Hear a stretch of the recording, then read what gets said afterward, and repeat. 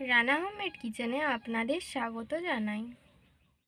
আজ আমি বানাবো মাছের মাথা দিয়ে এঁচড়ের ঝোল।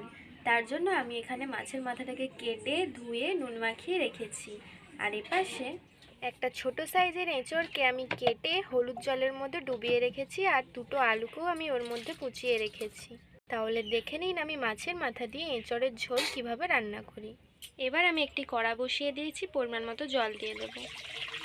এবার ওর মধ্যে অল্প পরিমাণে খাবার সোডা দিয়ে দেবো যাতে তাড়াতাড়ি সেদ্ধ হয়ে যায়, আর অল্প পরিমাণে নুন। এবার এঁচড় আর আলুগুলোকে ভালো করে ধুয়ে আমি ওর মধ্যে দিয়ে দেব। সব এঁচড় আর আলুগুলো আমি দিয়ে দিয়েছি। এবার ওর মধ্যে আমি সর্ষের তেল দিয়ে দেব। আমি এখানে সর্ষের তেলটা দিচ্ছি যাতে কড়াই না লেগে যায়, এঁচড়ের আঠা আছে তো সেই জন্য। আর দিয়ে দেবো অল্প পরিমাণে হলুদ গুঁড়ো দিয়ে একটু নেড়ে নেব, দিয়ে ঢাকা দিয়ে দেবো সেদ্ধ করার জন্য। এবার ঢাকা দিয়ে দেব। কিছুক্ষণ পর আমি ঢাকাটা খুলে নেব। এঁচড় আর আলুগুলো সেদ্ধ হয়ে গেছে নাকি দেখব। সেদ্ধ হয়ে গেছে। এবার আমি জল ঝরিয়ে নেব। জল ঝরানো হয়ে গেছে। আবার আমি কড়া বসিয়ে দিয়েছি, পরিমাণ মতো সর্ষের তেল দিয়ে দেব। এপাশে তেলটা গরম হতে হতে এপাশে মাছের মাথাতে নুন মাখিয়ে রেখেছিলাম, হলুদ মাখিয়ে নেব।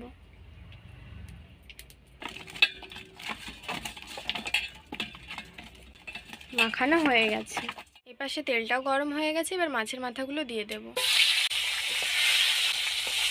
দিয়ে হালকা করে মাছের মাথাগুলোকে ভেজে নেব। এক পাশটা ভাজা হয়ে গেছে, আর এক পাশটা উল্টে দেব। এইভাবে উল্টে পাল্টে মাছগুলোকে ভেজে নেব। ভাজা হয়ে গেছে মাছের মাথাগুলো, এবার আমি তুলে নেব। এবার এইভাবে আমি সবগুলো ভেজে নেব।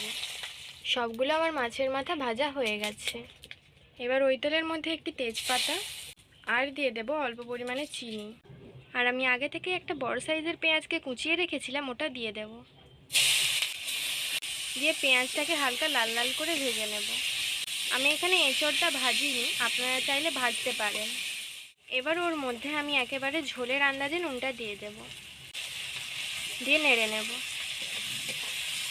যারা যারা আমার চ্যানেলটিকে আগে থেকেই সাবস্ক্রাইব করেছেন তাদেরকে অসংখ্য ধন্যবাদ। আর যারা যারা সাবস্ক্রাইব করেননি তারা জলদি সাবস্ক্রাইব করে দিন, যাতে নতুন নতুন রান্নার ভিডিও আপনারা দেখতে পারেন।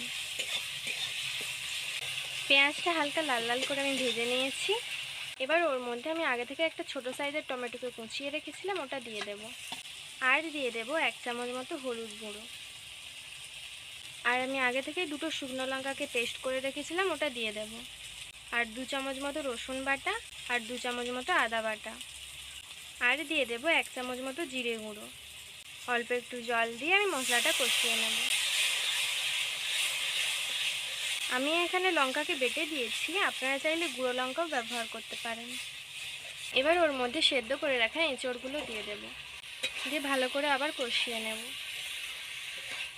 আমার এই মাছের মাথা দিয়ে এঁচড়ের ঝোল রেসিপিটা যদি আপনাদের ভালো লেগে থাকে তাহলে সাবস্ক্রাইব করুন আমাদের চ্যানেলটি, যাতে পরের ভিডিওর জন্য নোটিফিকেশন আপনারা পান।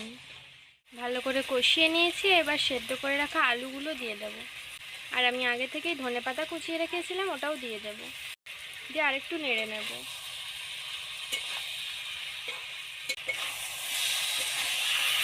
ভালো করে নেড়ে নিয়েছি। এবার ওর মধ্যে জল দিয়ে দেব। একেবারে আমি ঝোলের আন্দাজে জলটা দিয়ে দিচ্ছি। আমি এখানে 2 বাটি মতো জল দিয়েছি, আপনারা যে যেরকম ঝোল খাবেন তেমন ব্যবহার করবেন। দিয়ে একটু নেড়ে নেব। এবার মাছের মাথাগুলো দিয়ে দেব। আমি এখানে গোটা গোটা মাছের মাথা দিচ্ছি, আপনারা চাইলে ভেঙেও দিতে পারেন এর মধ্যে। আমার মাছের মাথা দিয়ে এঁচড়ের ঝোল তৈরি। এবার আমি নামিয়ে নেব। নামানো হয়ে গেছে। এটি দেখতেও যেমন সুন্দর হয়েছে, খেতেও দারুণ টেস্টি হয়েছে। তো আপনারা বাড়িতে অবশ্যই ট্রাই করবেন। তো ভালো থাকবেন, সুস্থ থাকবেন, টাটা।